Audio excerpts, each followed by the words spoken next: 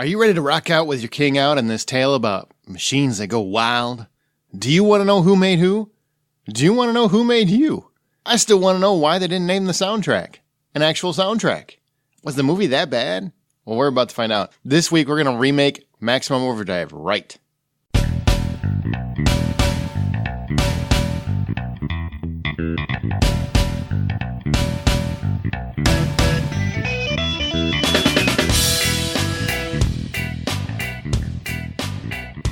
Hello, my fellow cinematic architects, and welcome to Remake This Movie Right. We are a member of the Hollywood Outsider Network. Listen to episodes of Remake This Movie Right on Apple Podcasts, where reviews are appreciated, Spotify, your podcast app of choice, or just visit the website at remakethismovie.right.com. Remake This Movie Right is a show that takes an original film and has an actual remake in the works, figure out what still clicks and what doesn't, throws a little bit of humor at it, and then we determine exactly how Hollywood should remake it. So by the end of each episode, we will have the remake ready to roll for Hollywood execs and presented to you in movie trailer form. We are here to tell Hollywood how to remake this movie right. My name is Aaron Peterson, and joining me today from the Hollywood Outsider, John Davenport.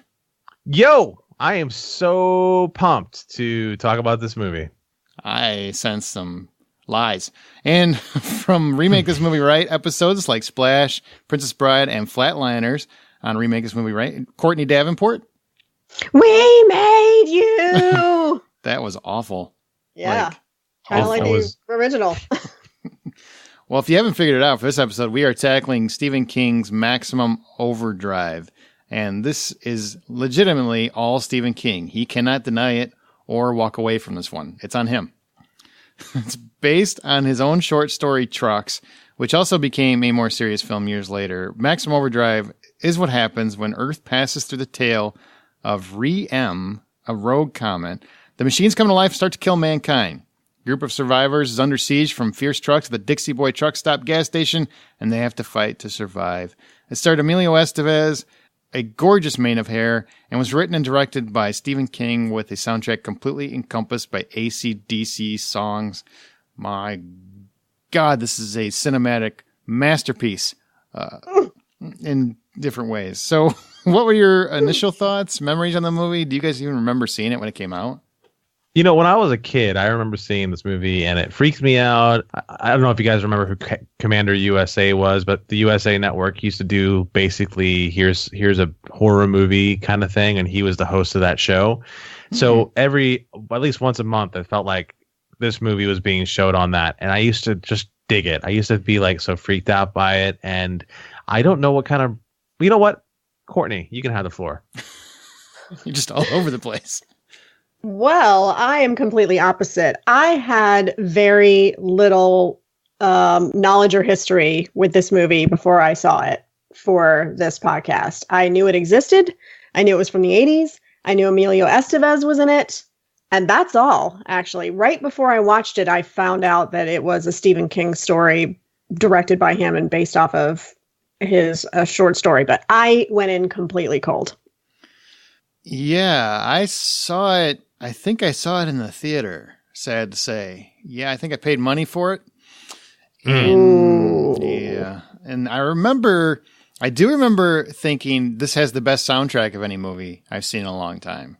And I still believe that.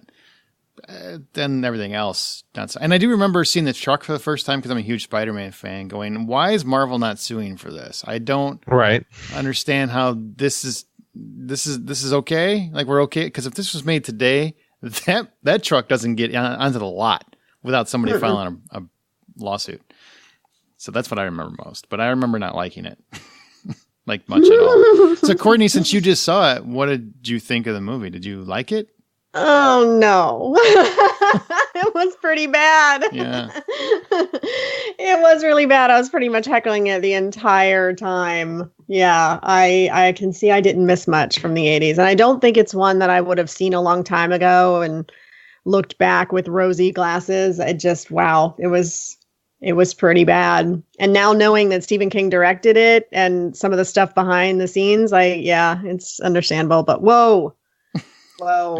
There's a lot of me hiding my head under whatever available piece of fabric is near me. There's a lot of yelling, punctuated by pouring of more wine into my glass. There's a decent amount of, Wait, you found a deeper meaning to Maximum Overdrive? Where I didn't find a deeper meaning. Women no. and society as a whole. I missed it. It went over my head. I did actually find some gender dynamics happening between the girl and Emilio Estevez. Yes, when they're in the room and she's like, "I'm scared," and the porn music is playing, but she's sliding the knife into her boot. I'm like, oh my God, seriously? And she's got the 80s shortcut for cool girl. Do you know what that is, Aaron? The shortcut for cool. Oh, she's got her hair put up. I don't know. Nope. What? It's the hat. Yeah. Okay. That is the 80s. Yeah, basically shorthand for this girl is cool. It's the Molly Ringwald thing. So as soon as I saw her with a hat, I'm like, okay, I know who you are. Yeah, if it's not the hat, it's the chewing of the gum a certain way, or it's the like brandishing weapons at a drop of a hat. It's like, what's that? Here's a weapon. It's a flower. Calm down. Well, yeah, she had to seem. I mean, we want her to be attractive. We want, us to believe the Emilio Estevez and her. I keep saying her. I don't remember what her name is in the movie. Brett with a B. Brett. Okay. Mm-hmm. See, she had a cool girl name. She had a unisex name. And with the whole sliding the knife in the boot, you're like, okay, she's tough. She's way more attractive. But then she's like, I'm scared. Oh, boy, eye roll. So, yeah, there was a lot of wine drinking and shouting going on when I watched this movie. I want to give you a little clip of the original Maximum Overdrive. They can't. We made them. Now look, honey, you're gone and hurt yourself. Now come on, sweet thing. Don't you sweet thing me! Now want it, you baby. Just They can't. We made them. You can! We made you! Do you hear?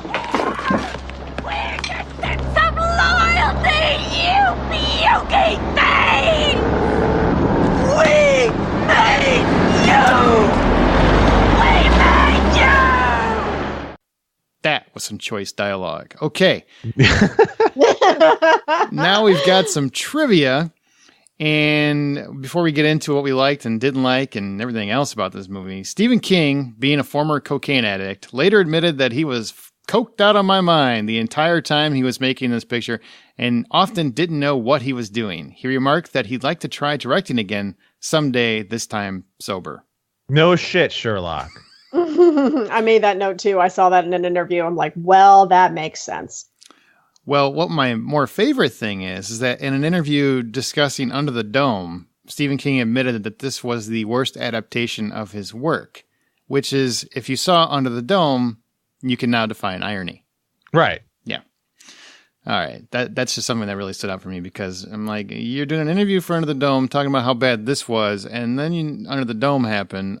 I think they rival each other. I really don't know which one wins that fight. In a street fight? Well, it's like he doesn't learn his lesson is what I'm getting out of a lot of this. I think he likes his money. I mean... Well, and a lot of people shouldn't be allowed to direct their own stuff. Somebody else needs to come in and do some editing because they're not going to be critical of their own stuff. But speaking of King commenting on his own movie, I don't know if you already have this, Aaron, but I have something that says King described the film as a moron movie. He considered the process a learning experience, after which he intended to never direct again. But what you said is that he wanted to give it another shot when he wasn't influenced, under the influence.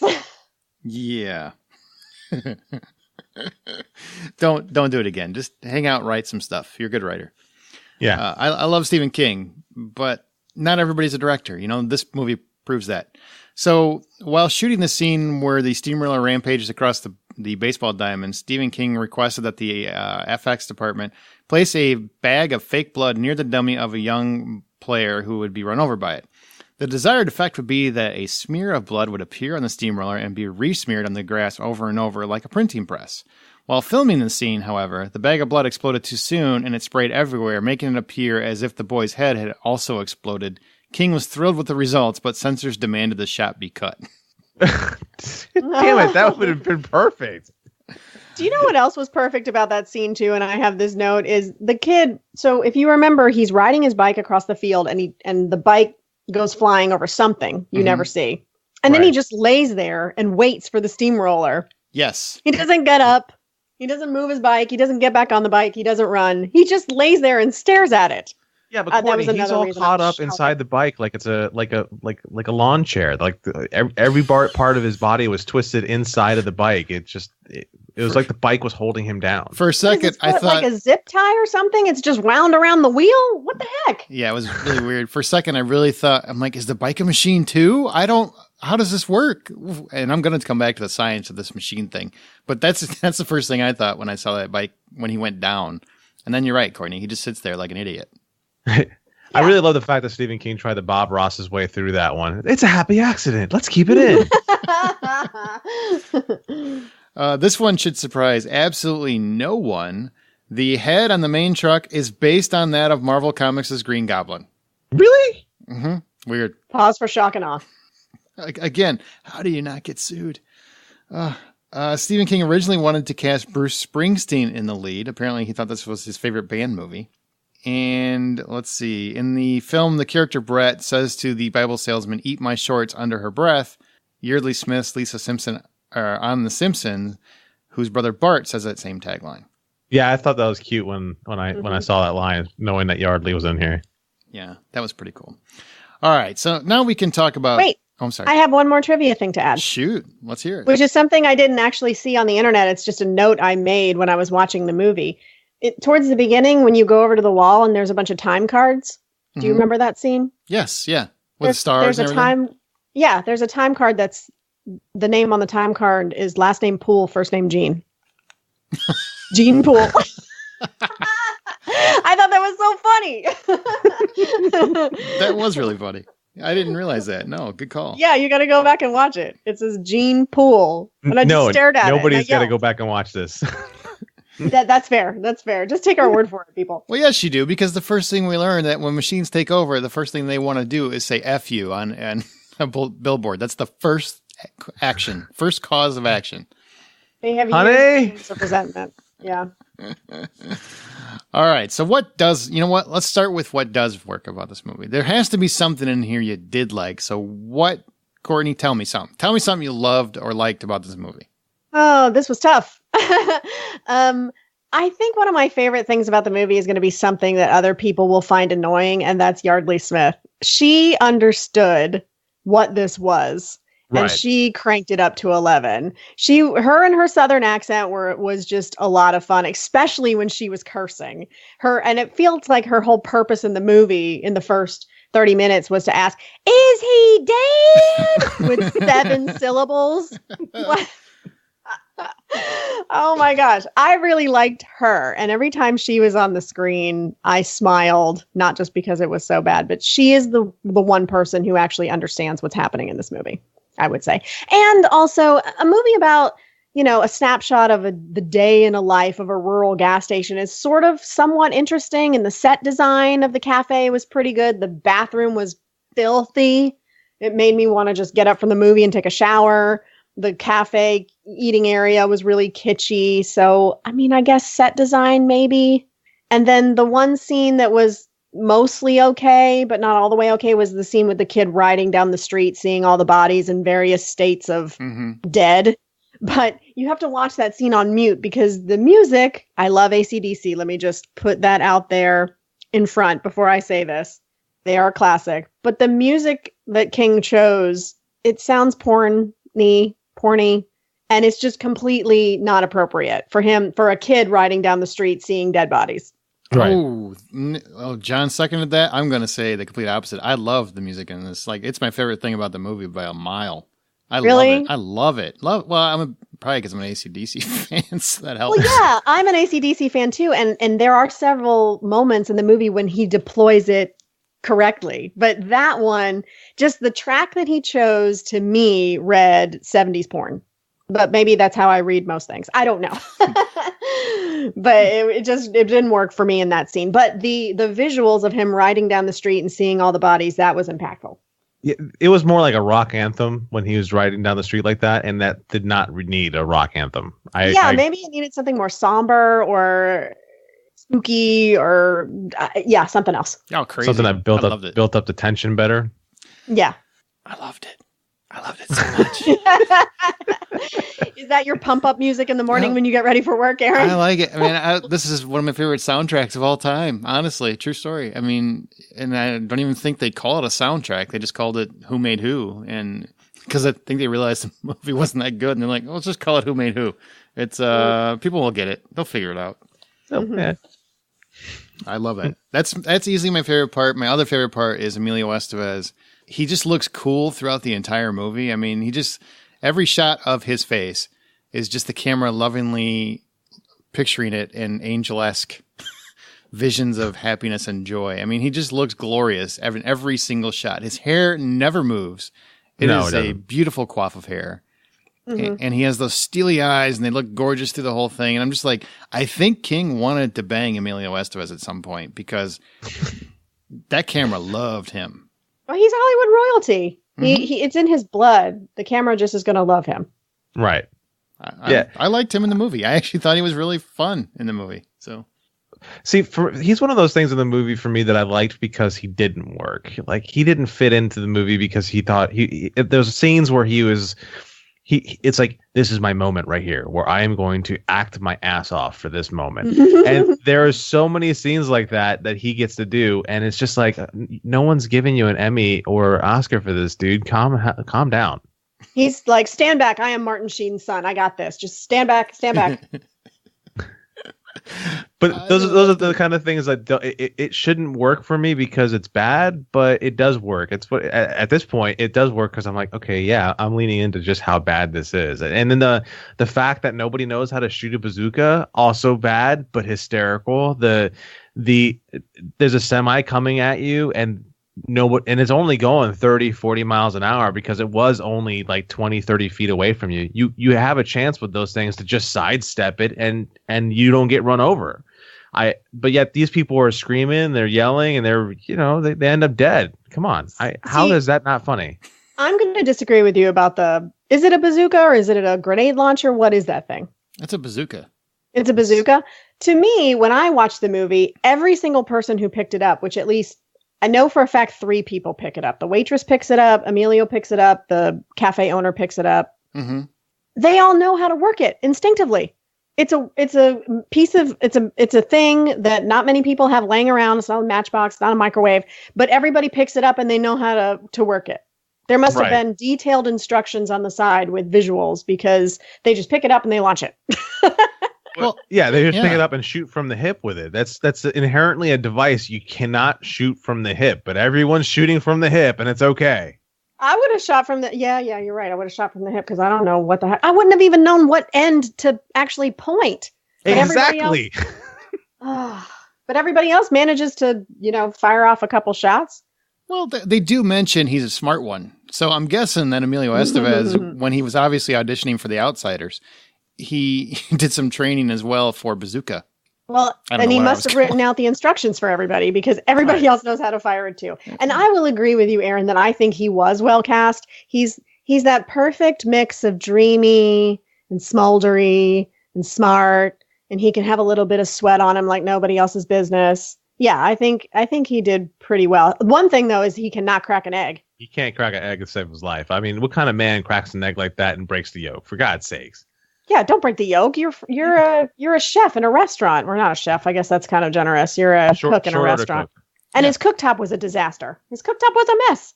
But he cared about people, and it made me care about him. And he managed to find this new girl that rolls into the truck stop, and they're basically boyfriend and girlfriend by the end of the movie. And I kind of like that relationship really accelerated because of the drama. Yeah, by the end of the movie, it was like within seconds of meeting each other. They're married. Yeah, and she's talking to him, and this is another thing. She's talking to him, she's saying something. She goes, "Were you listening to me?" And I shouted back, "No, I was trying to get to second base. I'm not listening to what you have to say." Exactly. Here's what doesn't work. So everything else, really. But what? The direction, the dialogue, the plot.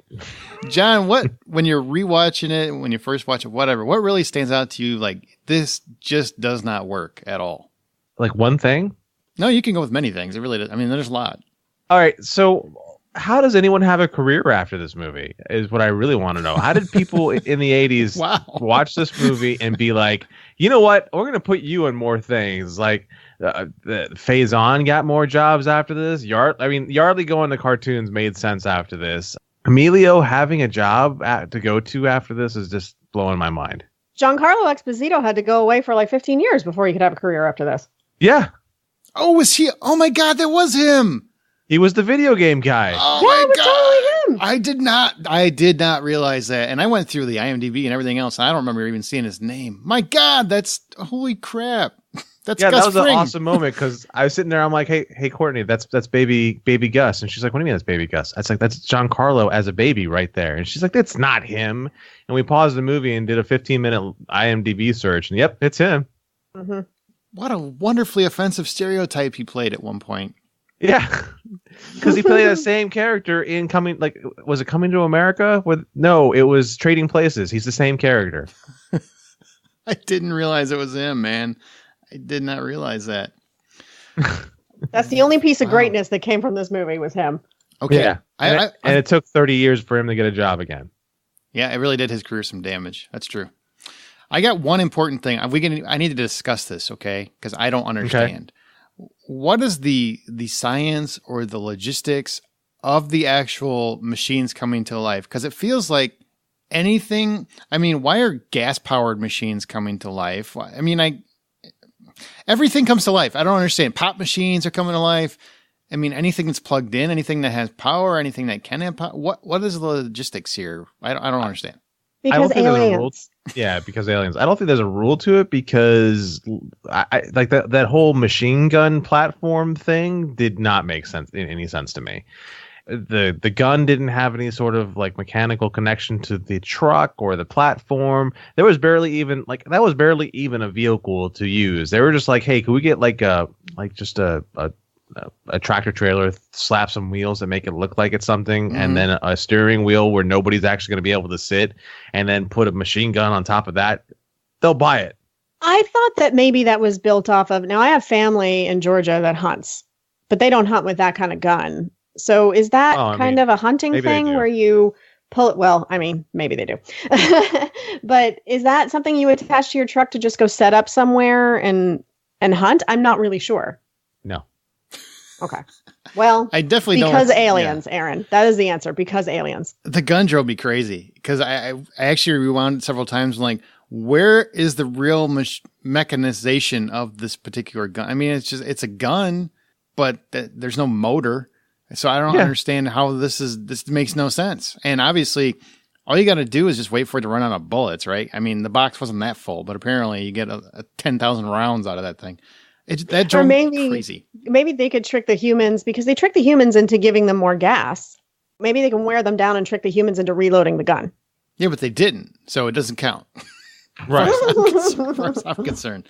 It drove me crazy. I'm just like, this is a major plot point to the entire movie because it's how it gets them to do everything that they do for the second half of the movie, but it doesn't make any scientific sense. And I'm taking away science. I mean, I'm just going based on your stupid rules in the movie. That doesn't make any sense why the gun would work. It just doesn't work.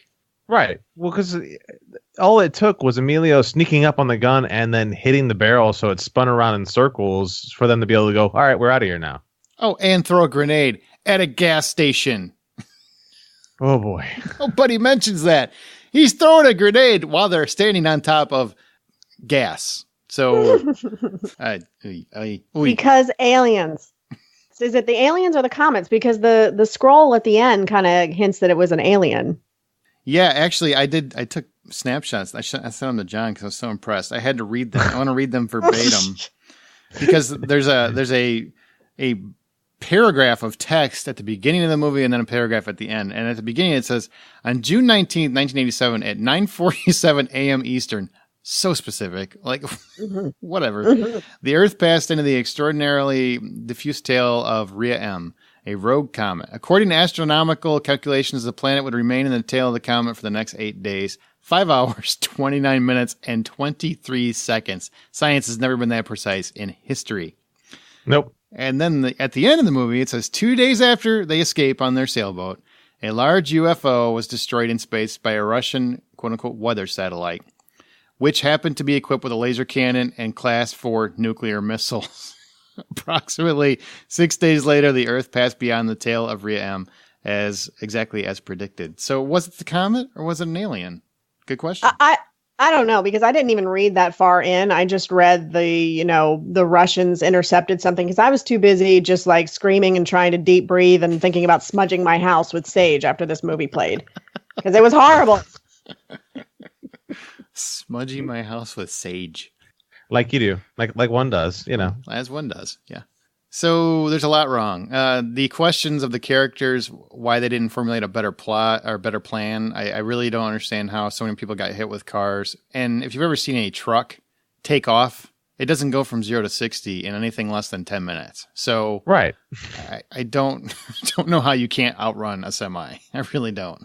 It's like that old Austin Powers joke where the guy, like, I don't even remember what it was. It was like a steamroller or something, and the steamroller's coming at the guy, and he's just like screaming, and it's just like, you really honestly have a chance to move out of the way. Why aren't you? Yeah. The premise of this sucker is a little strained at best. I'm going to say.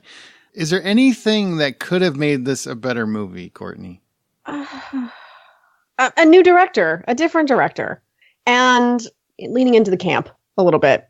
I think they took it really, really, really seriously. And, bless, this is my Southern in me, bless his heart. Stephen King, was inebriated during this process. So he wanted to cast all of his childhood heroes as we discussed. And I mean, I would think what could have made it better would probably be a different director. And I can't even get mad at it for playing into the 80s tropes like it did, because it was an 80s movie. It existed in the 80s. Mm-hmm. Right. So it just needed a better premise. It needed a different director, and the whole comet thing just doesn't make any sense. What about you, John? I'm sorry. I'm still kind of stuck thinking about this movie. My brain just I've done too much damage to myself in the last 48 hours watching stuff is really where I'm going to right now. What could have made it a better movie? Yeah, better director. Maybe maybe an actual plot.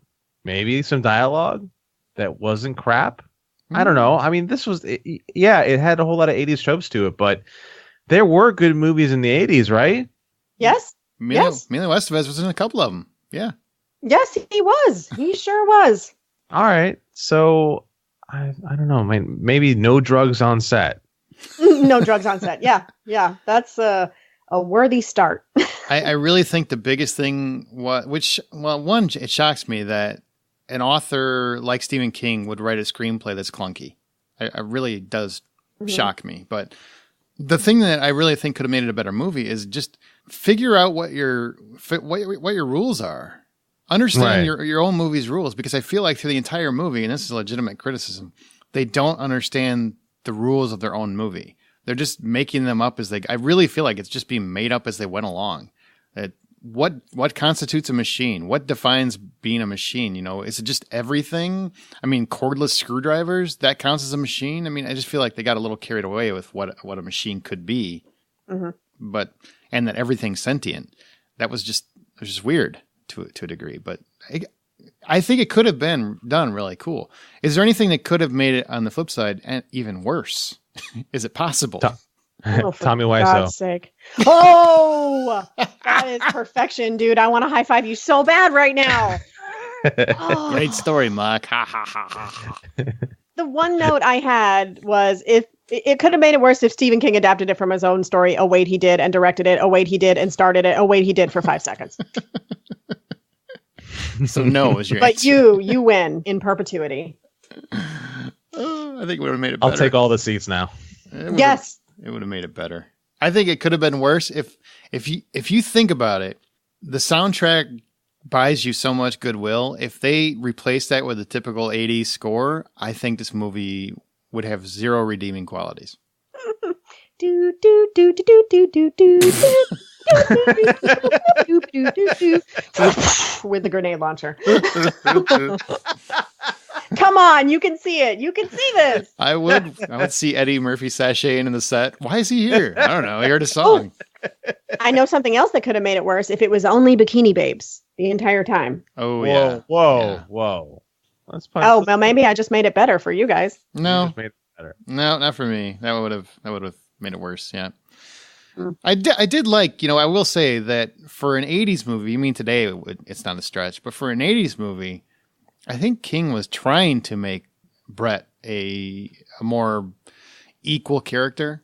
I mean, I really think he was trying to make her, it was an equal opportunity chance for Brett in a way. I really thought he was trying to make a character that wasn't so just mousy until they had the scene where she cries and then like, oh, you lost all the integrity right there, bub. You really did. Yeah, he was so close to putting her in the right direction, and then just as soon as Emilio Estevez showed up, it was like, oh no! I gotta make her all about the guy now. Yep. Well, Emilio Estevez is the Stephen King proxy. Emilio Estevez is him in this story. It's the hero he sees himself as. And yes, I agree. He made some steps in making Brett, pretty autonomous. Just, bless his heart. He's a dude. He did the best he could. I did like the kid. I did like the kid too. I should mention the kid was pretty decent. I thought I liked the actor. I thought he did a decent job. Other than the fact that as a character, he forgets about his dad being dead about a minute after he finds out. But outside of that, I liked the kid. The only reason why he carried a machine gun when it was time to carry machine guns was to have that one moment of revenge when he shot up the Burger King's talking sign, and then I don't need this anymore.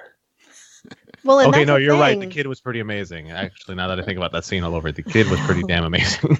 Well, and that's a thing in Stephen King movies. The kids are the smartest ones. The kids understand things that the adults don't. And the kid in this movie actually made very smart decisions. He hid himself. He managed to get into the truck stop. And I mean, he was pretty capable. Yeah. Actually, that's very true. Every time he was doing something, I'm like, why is the kid the smartest person? Why does the kid figure it out before everybody else? You said that out loud a couple times. And when you think back at it, Stand By Me, that's a thing for Stephen King. The kids are usually way smarter than the adults, and they know what's going on before the adults do. And they know what to do. It's because the adults are all coked up out of their minds. Speaking of Stephen King prophecy, boom! Okay, so this movie is actually sitting right now on Rotten Tomatoes at a 17% score. So in celebration of that 17%, I made a 17-point list of the things that are okay about this movie. Oh my God. I came up with 17, and it was a stretch. Can you tell she has feelings about this movie? I guess so. Well, and some of these things we've already discussed, but number 17 was the creative name of the ice cream truck, which if you remember was My-T. Taste -T, Mighty Tasty. Mm-hmm. That's funny. Mm-hmm. I liked it. Number 16 is award for superiority in truck design for the Green Goblin, which when I saw that, I said, well, that's one way to get rid of love bugs because we in Florida are about to enter love bug season. Good design. Number 15, I never like a visual of a puppy that is deceased. I normally have a very big issue with that, but he put the police car in the puppy mouth, and that kind of softened the blow and made me laugh a little bit. So kudos for that. That was so weird. That was just a weird touch. That was a really weird touch. Number 14 is the appearance of baby Giancarlo Esposito. Kudos there. Number 13 is the presence of Time Pilot 1984, which I love that game. My neighbor growing up used to have that actual arcade game in their garage. And I played it all the time. Number 12, most creative trick to blow up the trailer with the machine gun on it, where he spins it around and throws the grenade on it. We've agreed we don't understand the trailer, but at least they blew it up in a good way. Mm-hmm. Number 11 was giving us the "We made you" meme, which we've already heard. Number 10 is the stains on Bill's shirt stayed in the same spot. Excellence for costume continuity. All right, number 9, reward for level of difficulty in directing, because Stephen King, as we discussed, was quote-unquote coked out of his mind when he made the movie. Those are his words, not mine. Number 8, thank you for introducing us to the Who Made Who song and reviving other AC/DC music. I know, Aaron, that you will feel that one. Yep. Number 7, appreciation for the garbage dumped on the Bible salesman's car, because he was garbage and he always had food in his mouth, and that is an inexcusable offense to me. I can't handle that. You should be put to death anyway. Wow. I can't handle loud chewing or food in your mouth when you're talking to me. Don't do it. It makes me murderous.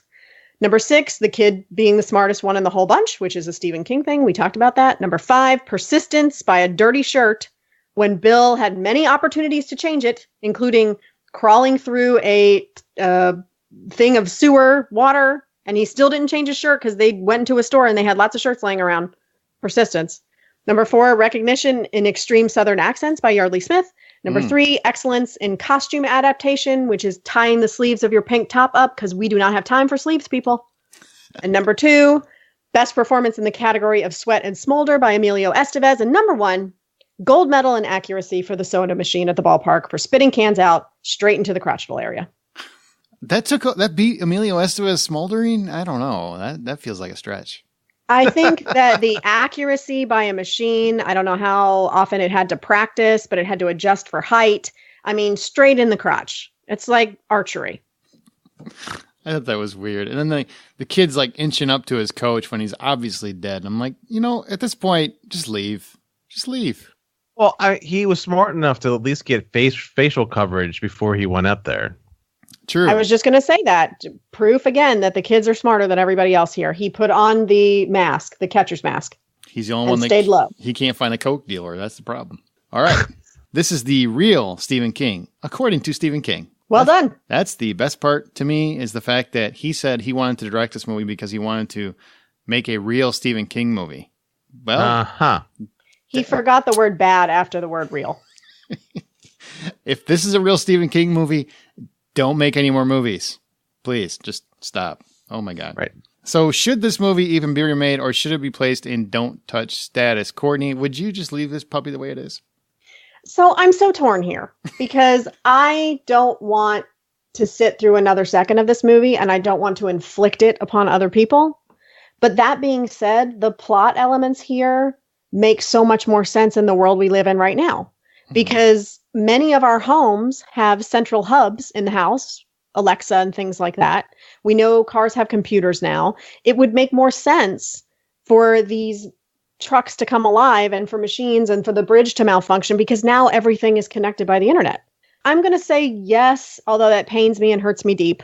I'm going to say yes, but we have to change a bunch of things about it. All right. Johnny, what do you think? I'm going to say they already did remake it. It's called Transformers. And that was also bad. Now we're fighting. Whoa. Now we're fighting. The first one? No, that was a good movie. You're crazy. That was a good movie. You crazy. You crazy woman. She is crazy. It does not belong in don't touch status. This movie has nothing from the original that is sacred to it. There's a lot of things that you can do better now than you could do then, and that would actually make a lot more sense, just like Courtney was saying. So I think it would serve as a benefit to the movie if we remade it. Yeah, I would honestly say please, and please do it soon. I mean, anything to wash this away would be good. I feel bad that I have such a memory of this movie because it's not a good one. It's just not. I wish it could. There are people that love this movie, and I don't want to poo-poo on them. But please tell me why. I mean, why? Other than nostalgia, what is there to love about this movie? Because I don't see it. We made you! I mean, is it one of those movies that's so bad it's good? I don't think it makes the full loop for me. The Room makes the full loop. Like, it is an enjoyable, funny experience for me to sit down and watch The Room. That's why I voluntarily watched it a second time and still shouted at it. But I had a good time. But this, it doesn't make the full loop for me. I don't think it's too... Man, I'd rather sit through Sharknado in a heartbeat. All of Sharknado's in a heartbeat than I would watch this again. I don't think it's fun. I think you're right when you say that it takes itself way too seriously. It doesn't understand the camp that's at play with what they had here. Right. So, all right. Well, we're going to remake this movie and we're going to do it right. But first, we've got a clip from the original Maximum Overdrive. Hi. My name is Stephen King. I've written several motion pictures, but I want to tell you about a movie called Maximum Overdrive, which is the first one I've directed. Wow.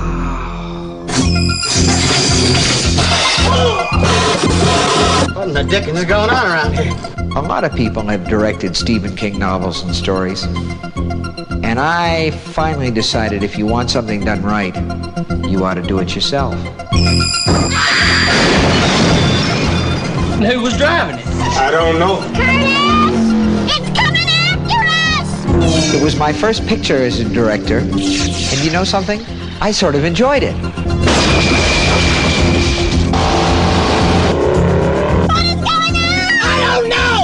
I just wanted someone to do Stephen King right. You want a war?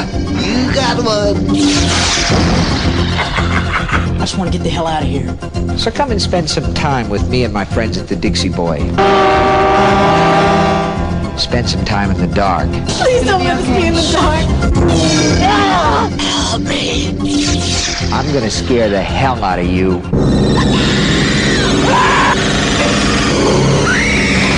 And that's a promise. You're going to get us in an awful lot of trouble, man. We already in trouble. Maximum terror. Jesus coming and he is. Maximum King. Maybe tomorrow will be our world again. Dino De Laurentiis presents Stephen King's Maximum Overdrive.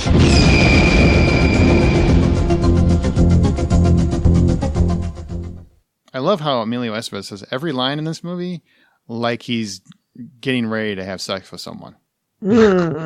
Everything. That's acting. Every line.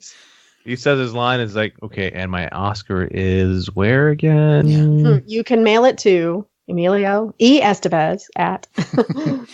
All right. Well, there's no current remake in the works, but they will. They'll do this one at some point. So since this movie will eventually get a remake, and we as fans always think we know the best way to do things, how should Hollywood remake it? All selections are settled by a best of 3 vote, with each host receiving 1 cut per episode to be used when they are extremely passionate about an idea. Everybody understand the rules? Absolutely. Yep. All right. Who wants to go first? Courtney or John? Who wants to go first? I always give the guest the choice. John, Let's you give it go to Courtney. first. No, Nope, you Courtney. go first. You. I went first last time. You. John, go first. Lady always wins. Oh, fine. All right. So I think we should lean into a camp a little bit, but in the vein of something like Feast, or in like how Babysitter leaned into the camp. And what I want to see is more or less kind of the same story where the Earth passes into a comet, but that comet does affect the machinery in the world the way it does in the movie. However, it gives, like, the machinery becomes smart. It starts to tack on parts to itself, like a cell phone grabs onto an electrical knife, and they become one thing, and it starts to grow as it moves along. Nothing to the form to the chance where it starts becoming humanoid in any sort of way, but each item starts to become more and more of a killing machine, to the point where you do have giant trucks that are made of all sorts of trucks and parts and all that other stuff that makes them faster than our trucks are, that make them capable of actually reaching out and grabbing people, so it's not so easy to just avoid, and just makes them more nightmarish. So you have a central group of people who end up at a truck stop in the middle of nowhere, because let's face it, there are still places like the Dixie truck stop. But as people get there, they end up ditching more and more of their smart stuff, and they have to rely more on themselves. There's no like, hey, Alexa, get me the hell out of here. And then from there, this group of call it scientists and people that are just normal, and all these other people actually come together and find a way to avoid these creatures and still end up on a island away. Okay. Courtney, you or I? I'm going to go because mine is in some ways similar. So I actually have the words lean into the camp hard, which is exactly what he said. The only way this movie works for me is if you really run with the camp and you make this really bloody and gross and funny. So, like I said, this is a movie that actually makes more sense existing now than it did then, because everything is connected by central hubs. I mean, we live in a world where our fridge tells us when we're low on orange juice. It makes sense that things would somewhat be sentient, like you said, Aaron. Mm-hmm. So I want to make it to where it's like our worst nightmares about all machines. I mean, if you've ever laid in your bedroom and stared at your ceiling fan and wondered what would happen if it detached from the ceiling and fell on you and chopped you into 1,000 pieces, I want it to just speak to everybody's worst nightmares. Like an ATM. Well, we have an ATM scene in this movie where it says, please place finger in the receptacle to obtain a fingerprint. And maybe you place your finger in there and it starts chopping through your hand. Just nightmare stuff. Elevator stuff, like the elevators just drop, because I think that's what will make the movie interesting. Mm-hmm. But for me, I focus on the waitress, which I believe her name is Wanda June in the movie. And I'll just go ahead and tell you that in my version, it turns out it's the waitress who's causing all this because she's written a virus that connects trucks in their computers in the truck to make them do all these things, and writes the virus for central hubs to make the other machinery do crazy things. She's the one who's doing this, and you don't find it out until the end. Maybe when you first see her in the cafe, she's always playing horror movies on the TVs in the cafe, and the owner's like, turn those movies off. Nobody wants to eat when they're watching that stuff, because she watches it to get ideas for what to do. And she starts with the bridge and works her way up. And her hacker name, I was going to make Mighty Tasty, like the truck. Of course. That's nice. Her motivation is she just wants to kill off lots of people to sort of restart society over again, because she thinks things are completely unfair. You know, maybe she was really beautiful and really smart, but things happened to her, and now she's stuck in this small town being a waitress, and she thinks it's unfair. So she just wants to start society over. Because she wasn't treated fairly. So yeah, like I said, she writes a virus, and I'm not exactly sure on how you stop her in the end. I'm sure she just winds up being some sort of collateral damage, but that's my idea. No comet, no aliens, just a person writing a virus. Interesting. Okay. Well, all right. Aaron, what do you got? All right. So mine, I do want to say, I genuinely think the original movie isn't a very intriguing idea. I just think nowadays, like you guys already alluded to, it would work a lot better because we have so much. All of our vehicles are essentially computer systems. All of our security, shopping, planning, travel, everything has a computer behind it. So I would want to amp that up to a degree. I would make it not occur in one single locale, but 3 different locales around the same city. The comet overtakes the sky, and then the story would unfold. And you would have one character is a computer tech/hacker named Charlie, who finds herself trapped in an office with a security system that will not allow people to leave and is slowly removing the air from the building.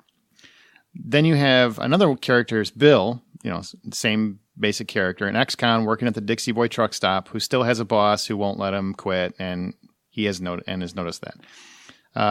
He notices that the trucks are seeming to be reactive. He's seeing odd behavior, so he's picking up on what's going on. The last is Brett, who's a truck driver who is a mechanical savant, whose vehicle has taken control and has already killed several people, but refuses to let Brett leave the vehicle in the process. So Brett is trapped in her truck. And yeah, it's a female truck driver, because there are them. Mm-hmm. As we go, we witness the world through these 3 characters' eyes. Charlie watches office friends die as she finally finds an escape from her office. Bill is forced into machine servitude as the vehicles demand fuel and maintenance. And Brett kind of sits helpless as her rig kills countless pedestrians, and she struggles with this on her conscience because she kind of feels like it's her fault in some way. And they all find their way ultimately to the Dixie Boy truck stop. And put together, once they're all together, they put together that all 3 machines, including their own phones, have become sentient. In fact, their devices are what led them here. Charlie's phone pointed her here. Brett's truck drove her here. And so the machines had essentially slaves at one locale to repair them at a moment's notice. So it's basically they set up their own workshop, sweatshop. And throughout the film, they realize that the machines are not going to let them leave. They make at least 2 solid escape attempts. And with so many cameras everywhere, phones, homes, businesses, they know they can't escape because the machines always see them. And wherever they go, the machines can find them. And they have both times. So they realize they can't get away. So they devise a plan to take back control. And they blow up the entire truck stop in the process, killing all the vehicles and all the devices with them, as well as themselves in the process. They decided they'd rather die than suffer this way. Then, after the credits roll, we get a stinger of a news report which releases stating that the machines have reverted back to their previous state. Charlie, Brett, and Bill just needed to wait 12 more hours, and they would have lived. That sounds like the Mist. The Mist.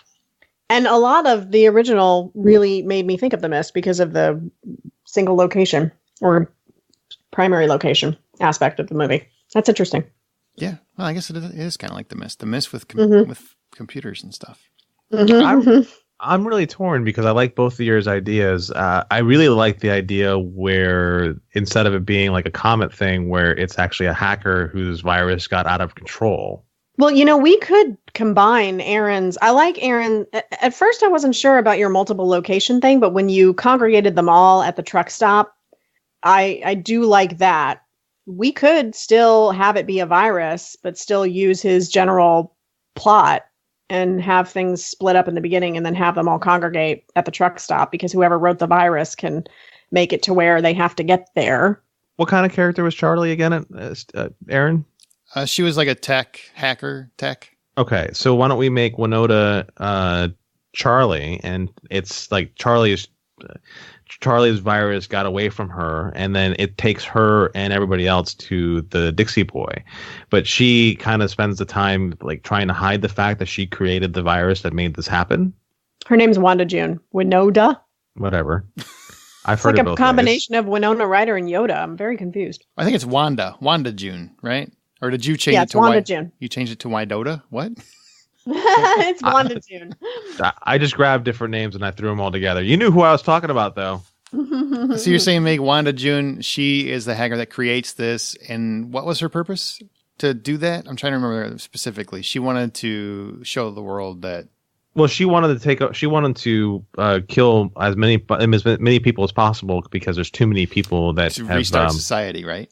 Right. Yeah, she feels wronged, and maybe a lot of people have kind of screwed her. So yeah, she wanted to kill off as many people as she could to start society over again, which, if she's taking out all the oxygen of her office building, I mean, yeah, she could have wanted to take most people out of the company she worked for, or. And then it got carried away. Is that what you're saying, John? And then it got away from her. And then it got carried away, and then the program outgrew her where she couldn't control it anymore. And then she's got to try to figure out a way and find out that she can't even break her own program, but she's got to figure out a way to keep the secret from the people she's working with, because maybe the devices keep treating her a certain way. Or maybe she wrote a she wrote a backdoor into the program to where if she doesn't enter in a specific code every 6 hours, then everything just ceases. And that's why in the end you figure out that everything just went back to normal. Ooh. Wouldn't she know that though? Well, she would know that, but because the programs are still her program's holding her kind of hostage. There's something good there, but there's a hole in it too. Because they keep her alive because she wrote the code. So any adjustments she has to do, because they need someone that can actually key it in. No, so you have to key it in to keep the machines killing people. And maybe she made a backdoor for when she decided that enough people were dead. When I stop entering in the code, then the machines just go back to the way they used to be. So as long as she is alive, she keeps entering in the code every 6 hours. But, if she winds up dying, or maybe they figure it out in the end and I don't know. Maybe she winds up dying by accident or something. Yeah, she didn't enter the code. Maybe they figure it out in the end, and they end up taking her out. And the only way they could take her out was to take everything out around them. Yeah, or maybe she gets taken out by accident when they take themselves out. Yeah, and then everything goes back. They find out it's her at the end. They find out that she's the ultimate villain at the end while they're at the truck stop, and she's been basically, her own machines have lured her there. Even though, because it got away from her, but she definitely wants society to reboot. So they're back at this locale, and then they make 2 escape attempts, and they get brought back because they can't get away because of all the cameras and stuff. And then maybe she just, once they find out, they plan on blowing up the thing, and it takes her out too. And once she does that, then there's nobody to enter in that doomsday, to push the doomsday button or reset the doomsday button. Right. And they all die. They all become machines again. Is that what you're saying? Ooh. Essentially? Yeah. That could work. Hey, it's definitely better than what we saw the first time. I can tell you that. Yeah. I agree. Well, that's really what we should be sure about. Courtney, do you agree this is a better movie? Because you obviously hate it more than everybody else. I think watching laboratory rats in a cage going after something would be a better movie than this. Damn. Whoa, that's laboratory rat death match over watching this. That's just gross. Watching Miles Teller read the phone book would be better than this. Oh, you got me. You got me. That got me right in the ow. All right, so who should direct this masterpiece, this opus? Stephen King? No, I think if we're going to lean into the camp of it and to make it a fun movie and but yet have some sort of gravitas to it, I think McG. I have Joss Whedon for that same reason, because it needs to be fun. I'm on board with either one. So McG did the Charlie's Angels movies. Come on, dude. He also did The Babysitter, and he's done a whole lot of great campy movies. You know what, John? I feel like we haven't gotten any of your ideas into this remake, so let's go with that. I'm fine with that. MCG. I get the pity idea. Absolutely. Get the pity vote. I'll second that. Sure. Who do you want as the characters? Any one of the three main ones, I guess. I have Zac Efron for Bill. Ooh. He's funny. He's built. He's handsome. He's got the blue eyes. I think he works. He glistens, man. He smolders. He really does. And he really is funny. I think he's a good choice. My choice was Robbie Amell. I could over Zac Efron. I don't know. Well, the stuff that I think Robbie Amell deserves a chance, because in the last few things I've seen him show up in, he's been funny and he's played against type and he's just been really good at being. Whereas I used to think he was milquetoast. Now I enjoy seeing him on screen. So I'm really going for Robbie Amell. I like Zac Efron better, so I had Paul. I don't know, Aaron, you pick it. I had Paul Rudd. That was my choice. Was Paul Rudd? Oh God, he's funny too, but he's a little too old, though. I mean, he doesn't look too old, but he's always 23 to me. And to his dermatologist, yes. Yeah, I'm gonna go Zac Efron, man. I'm sorry. I adore Zac Efron. I just is it wrong to say that? I don't know, but I do. I adore him. No, Zac Efron's a solid choice. He really is. And so there's it's Wanda June. So who's Wanda June? Who's the hacker bad villain? I think we're actually changing her name to Charlie, though. I didn't. Well, I mean, that's up to. What do you want to do? I think it should be. Well, where did you get the name Charlie from? From the movie? No, I just made it up. Brett. Oh, Brett I think it should be Wanda June. Okay. All right. Wanda June. I had Amanda Seyfried as Wanda June because I wanted her to look like somebody really innocent and really nice, so that you're really surprised when you find out what she really is. I can get behind that. All right, sweet. We had the other character, Brett. Anybody have anybody for that one? Samara Weaving. From the babysitter, because every recommendation, everything he's got comes from the babysitter this round. But I mean, sure, fine. The only other character I have listed is the Bible salesman. It would be funny if it was Emilio Estevez. That would be awesome. I really like in these remakes to kind of pull back an original actor from the first one. So the Bible salesman is so detestable that it would be funny if it was Emilio Estevez. If you could get him to agree to do it, because it doesn't seem like he wants to act much anymore. I mean, he doesn't have to. He's got all the money he needs, and Charlie Sheen is out there making all the headlines for him. So why would you? This is true. Go sit on a beach somewhere. Good call. All right. I just tried to find out what Samara's Weaving's been that would relate to Courtney, and not a damn thing. Yeah. Well, is she believable driving a truck? I mean, yeah, she would be actually. She's pretty. All right, I'll trust tough. you.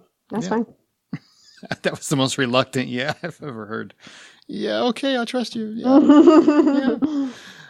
Even that laugh was like, yeah, okay. Yeah. Yep. All right, any nostalgic moments from the original that need to be in our remake? We definitely need a truck with the Green Goblin on the front of it.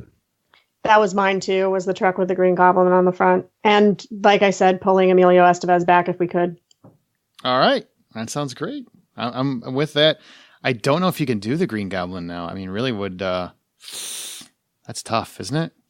Well, if we take my idea where the trucks and everything are adapting other technology onto themselves to make them even more killery, maybe you can hint at the shape of the Green Goblin on the front of a truck. How would you do it? Say it again. How would you do that? So, like my initial idea was that the vehicles and whatever else just kind of like adapts other technology onto themselves to make them more killer-like. So like a smartphone would, being put on a counter right next to an electric knife, they would combine into the same thing and suddenly be more killer-like. And those items grab onto more items and then so on and so forth. So you have semi-trucks that eventually pick up other items that make them even more killer friendly, and the shape of like the front of this truck starts to look like, from a certain angle, maybe the Green Goblin mask. Okay. Yeah. That sounds like one of those old cartoons where you combine. I mean, I know Transformers is more than this. What was the old cartoon where you basically combine things to become one big monster? Transformers. Oh, well, crap. I suck. You could also have moments where you walk by an iPod or a TV and they're playing AC/DC. That would be cool. She should be blaring AC/DC out of her truck. Yeah. Can we get the whole soundtrack from AC/DC again and make sure that every awkward moment is more awkward for Courtney? Right. Because that would be great. I mean, call the Shady Pines retirement home and see what they're doing. In between hands of backgammon, they'll probably be like, yeah, sure, use it, whatever. Hey, Brian Johnson lives right down the road from here. We can go ask him. Oh my God, we could totally ask him. I'll have him over for dinner. I'll make him a nice dinner. It'll be great. Yeah. But here's the question. When you ask him, do you ask him like this? Can we use? No, I ask him like this, but are you dead? Maybe don't ask him that. I mean, he's getting up there. All right. He's like one of his best friends are dead. So this went down. All right. So one thing we like to do at the end of these remakes is give you a parody trailer of everything we discussed. And honestly, I can't remember. So I sure hope Wayne Henderson, courtesy of MediaVoiceovers.com, can. Here is Wayne Henderson telling us what the hell this movie's going to be called Maximum. Is it still called Maximum Overdrive? Yeah. Okay. Yeah. Called Maximum As a matter of fact, it's going to be so cheesy that somebody actually says the word, it's a Maximum Overdrive. Oh my God, that has to happen. It's amazing. I want to use my cut for that. Yes. and maybe they can actually title it not Stephen King's Maximum Overdrive. Maybe they should do that. I'm here for that as well. Somebody in the Facebook group wanted it to be called Trucks, so maybe it should be called Maximum Overdrive -Trucks or something. I don't know. Keep on trucking. Keep on trucking. Oh, Wayne Henderson, tell us what we got here. Society is out of control. Obsessed with technology, our lives are consumed with bytes and data. Our eyes forever affixed to our various screens. One hacker aims to change all of that. Armed with a code that can turn our machines against us, Wanda June has launched the first strike against mankind. Only the code is modifying itself and evolving, and she can no longer stop it. As Wanda June, Bill, and Brett fight their way through a horrific, non-stop onslaught by the machines, they will all face their ultimate fate at the Dixie Boy truck stop, a place where no one can simply escape, and truths may finally come to light. We made them, and now they're about to unmake us. Snap on your seatbelts. You're about to be shook all night long. It's a Maximum Overdrive. All right. Great job, Wayne. As always. Great job. It's going to be so much better than the original. I can already tell. It's definitely going to be more than that. All right. Well, once again, we want to say thank you to Wayne Henderson, courtesy of MediaVoiceovers.com. And you guys, John, where can people find you? You can find me most often posting my artwork and such on Instagram at rjohn.draws. And I have a YouTube channel where I'm doing some really cool stuff, which is rjohn Davenport Draws. So you can find me in those two places. Oh, and the Hollywood Outsider. I do that too. Oh, that little thing, something like that. Courtney, what about you? Where can people find you? You can find me posting endless pictures of my brand new puppy on Facebook and in the Facebook group, Courtney Davenport. That's me. Hi. Woohoo. And you can find me here or the Hollywood Outsider or Smirk or some other stuff. I got too much. I can't remember what I'm doing anymore. But subscribe and review us via Apple Podcasts. We're on Stitcher. We're on Spotify or your podcast app of choice. And if you want to email us, you can email us at remakeThisMovieRight@gmail.com. And we're also on Twitter at RemakeRight. The website is remakeThisMovieRight.com. If you really enjoyed this episode or you enjoyed previous episodes, please share them on your social media outlets, Facebook, Reddit, Twitter, Snapchat, whatever it is you use. Please do that. It really does help. Thank you both for being here. Thank you for having us. I'm going to go in the backyard and practice throwing some cans at somebody's crotch. You want to volunteer? No. Day in the life, buddy. Day in the life. All right. Well, the credits have rolled on this remake, but be sure to come back for our next one. And remember that every film you love will get a reboot someday, and only you can remake this movie right.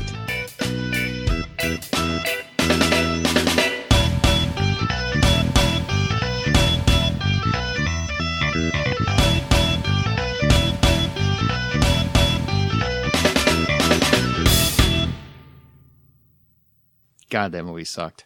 It was so bad.